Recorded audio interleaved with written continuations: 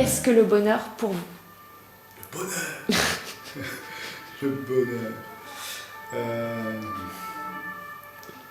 Le bonheur. Et, je crois que l'homme est composé de plusieurs éléments. Il y a sa tête, il y a son cœur, son corps et son âme.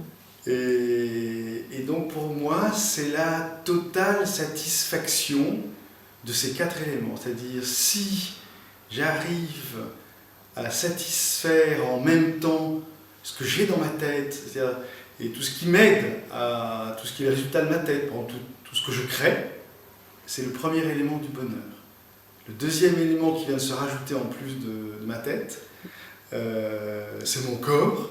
C'est-à-dire que si je suis bien avec mon corps, si je peux utiliser mes 5 sens, c'est-à-dire si je peux à la fois écouter, voir, goûter, toucher. Donc ça, c'est l'aspect... Mais ça veut dire que si on est aveugle, on ne peut pas être heureux?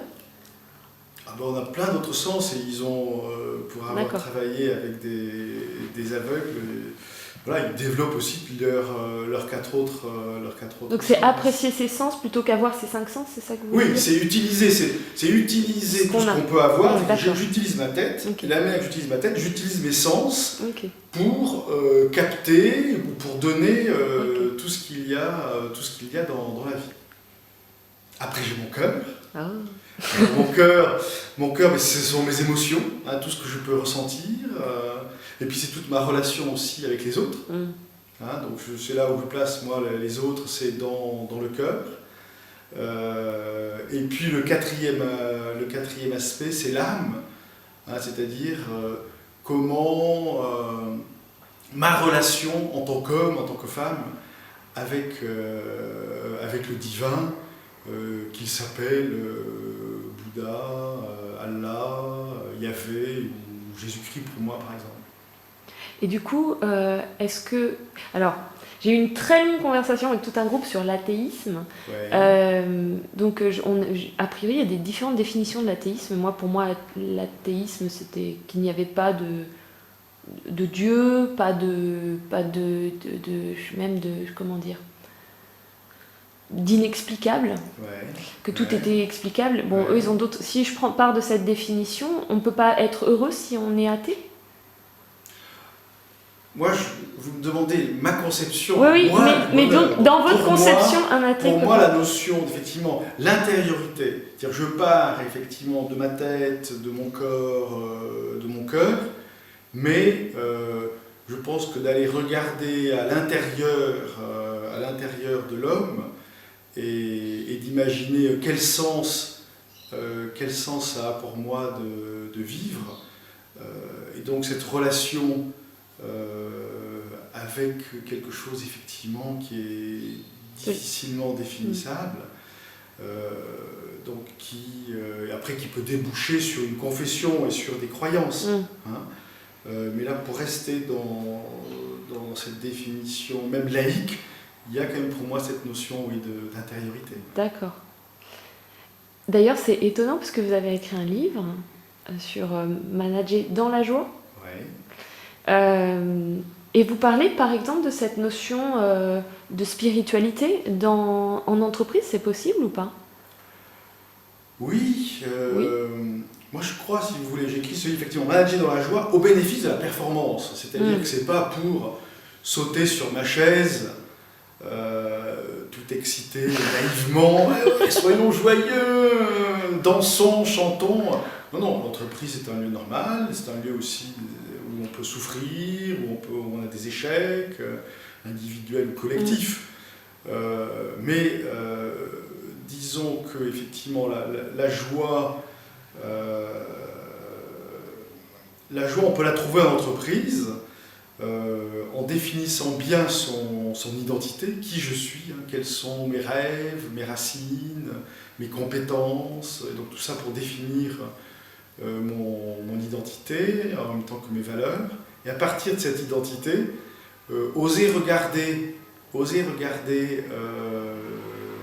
ses peurs, oser regarder ses tristesses, oser regarder ce qui me bloque, ce qui me limite dans la vie, Donc tout ce qui est noir, hein, oser regarder la partie noire en moi pour pouvoir aller ensuite vers quelque chose de plus clair. Et donc là, je ne réponds pas encore tout à fait à ma question sur l'entreprise, mais c'est pour ça. En même temps, je comprends que ce soit un peu atypique comme interview, parce que d'habitude, je ne pose pas ce genre de questions, mais c'est tellement surprenant en France d'entendre quelqu'un comme vous, que vous avez quand même écrit un livre lié au management, et vous me parlez de spiritualité, et je ne suis pas en train de le rejeter, parce qu'au contraire, je pense que c'est un élément essentiel de la vie, mais ça me surprend. Ça me surprend de vous entendre en parler, et je trouve ça bien, parce que pourquoi on n'est pas obligé, les autres ne sont pas obligés d'être d'accord, mais qu'on puisse en parler, je trouve ça chouette. Moi, ce que je constate, c'est dans les personnes que j'accompagne, hein, et j'ai accompagné des gens de confessions différentes, d'approches philosophiques très différentes,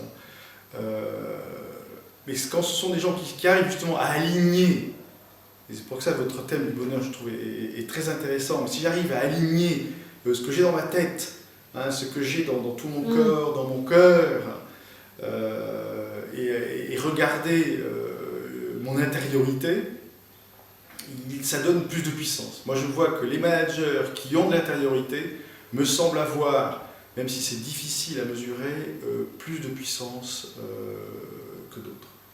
Ça me fait penser à un grand manager qui vient de nous quitter, Steve Jobs, qui a réussi des choses extraordinaires professionnellement et qui est connu pour être un manager dur et parfois même peut-être injuste de ce que j'ai entendu.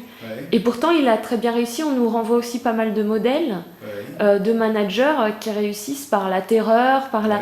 Est-ce que c'est... Comment c'est accueilli de manager par la joie? Est-ce qu'on y croit? C'est-à-dire qu'effectivement, on voit plus souvent dans les nominations, que ce soit Steve Jobs ou même d'autres grands managers, quand j'ai les nominations dans les Échos, dans le Figaro, dans différents journaux professionnels, souvent on vous précise « Monsieur Untel, célèbre pour ses collègues extraordinaires. » Dans les Échos ou « Monsieur Machin, dont les collaborateurs connaissent le caractère bien trempé, etc. » Bon, c'est un style de management qui a ses adeptes.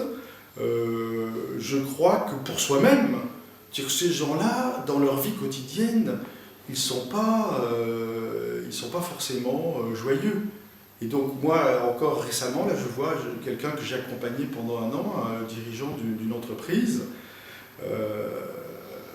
qui a changé justement son style de management, qui est passé d'un management rigide et très sévère à un management plus ouvert, et il y trouve plus de plaisir. Il me racontait l'autre jour en plaisantant que sa femme lui dit qu'il rentre quand même en meilleure forme le soir. Et ses collaborateurs sont plutôt plus contents, et il se trouve qu'en plus, comme par hasard, son chiffre d'affaires a augmenté au cours de... Donc c'est peut-être des idées reçues qu'il faut le fouet et le bâton pour diriger. Voilà, moi je pense qu'on peut, il ne s'agit pas d'être laxiste, mais être sérieux. On peut être à la fois sérieux et joyeux. Donc vous avez des managers qui sont principalement dans le sérieux, n'est-ce pas, ils sont sévères. Vous avez des managers qui sont principalement dans la joie, à ce moment-là ce sont peut-être des fumistes. Et puis ce qui est bien, c'est d'essayer d'allier les deux. Et donc un manager qui est à la fois dans le sérieux et dans le joyeux, ça c'est un manager qui est épanoui. Et comment je fais alors si je suis un manager ronchon avec un gros bâton pour aller vers un management de la joie? Comment j'entame mon chemin pour transitionner? Il faut qu'il y ait un bout de désir. Oui. C'est-à-dire qu'il faut tout d'un coup que la personne, le dirigeant ou la dirigeante se dise « Ah, et si finalement je prenais plus de plaisir en essayant une autre approche de management ?» Donc ça, c'est une démarche tout d'un coup. Donc ce sont des gens qui se disent « Tiens, je vais essayer autre chose. » Parce que quand même, je me rends compte que quand je regarde mon niveau de joie par rapport à l'argent que j'ai, à ma responsabilité, au pouvoir, aux rencontres, au contenu de mon travail, c'est pas normal que je ne sois pas plus joyeux que ce que je suis. Donc c'est dans cette interrogation-là où ces gens qui ont tout, normalement ils ont tout pour être joyeux, et bien ils se disent « Ah tiens, mais finalement c'est quand même bizarre ». Et donc c'est ça qui peut déclencher un désir et de se dire « Tiens, je vais aller regarder parce que je vais y trouver plus de choses pour moi ».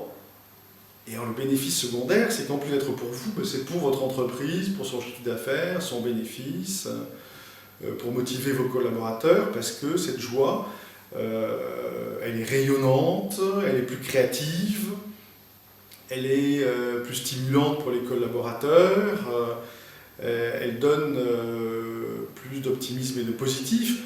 Et donc tous ces critères de la joie et pour l'efficacité font que finalement chacun y trouve son compte, à la fois les personnes et l'entreprise en tant qu'entité par rapport aux résultats, puisque l'entreprise, elle n'est pas seulement là pour créer de la joie, mais elle est aussi là pour créer du bénéfice. Je crois aux vertus du bénéfice. Je voyais un cours de Tal Ben-Shahar qui dit que souvent, donc vous parlez de ce désir de changer, mais que si on ne change pas, c'est parce que inconsciemment, on associe, par exemple, si je me dis, il faut que je sois sévère avec mes collaborateurs pour que ça fonctionne. Ouais. C'est parce qu'on l'associe sûrement à la performance et qu'on a peur qu'en étant moins sévère, on ait moins de performance. Ouais. Donc lâcher cette chose-là. Est-ce qu'on a prouvé que les managers plus joyeux avaient de meilleures performances? Comment on sait qu'on est plus performant quand on est plus joyeux? Pour l'instant, moi je ne suis pas un chercheur d'université, et donc c'est seulement ce que je peux dire via des observations sur le terrain non scientifiques. Il y a quand même quelques études qui ont été faites, on commence, donc je suis en train de les rassembler. Je suis allé en janvier dernier à une conférence en Inde avec des chercheurs, des profs d'universités économiques du monde entier, qui venaient à la fois d'Amérique du Nord, d'Amérique du Sud, d'Europe et d'Asie, bien sûr, là-bas, et sur le management, l'intériorité, la spiritualité, la joie, enfin ça commence je dirais, à émerger. Et donc il commence à y avoir quelques recherches, mais c'est vrai que c'est difficile à mesurer. Mais ce que j'ai pu observer, c'est qu'il y a des gens qui sont plus heureux et comme par hasard, moi je vois que les chiffres d'affaires et la rentabilité des gens avec lesquels je travaille augmentent considérablement à partir de la recherche de la joie que je peux les aider à faire. Bah, génial, bossons dans la joie, moi je suis pour. Merci beaucoup.